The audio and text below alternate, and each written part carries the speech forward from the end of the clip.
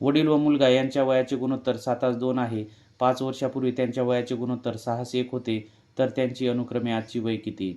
तर यासाठी आपण x हे प्रमाण वापरूया. म्हणूनच वडिलाचे आजचे वय होईल 7x आणि मुलाचे वय होणार आहे 2x. आता दिलेल्या माहितीनुसार 5 वर्षापूर्वी त्यांच्या वयाचे गुणोत्तर म्हटलेले आहे. मग 5 वर्षापूर्वी वडिलाचे वय किती असणार?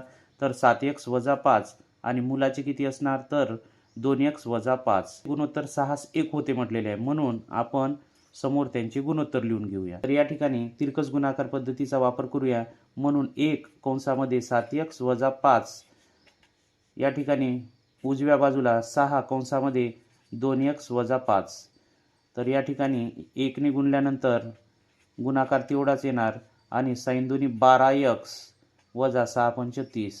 आता या ठिकाणी या -30ला या बाजूला आणूया आणि 7xला या बाजूला घेऊन जाऊया. मग या ठिकाणी -5 अधिक 30 बरोबर 12x - 7x होईल.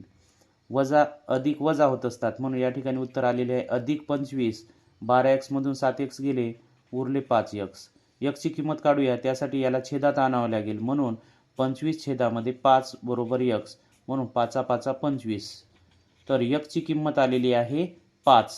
आता आपण आजची त्यांची वय गृहीत धरली होती 7x, हे वडिलाचे वय आहे, म्हणून 7 गुणिला ची किंमत 5, 7 5 35 आणि मुलाचे वय धरले होते आपण 2x, म्हणून 2 गुणिले 5, 5 दुनी 10, म्हणजेच पर्याय क्रमांक 1 हे याचे अचूक उत्तर आहे.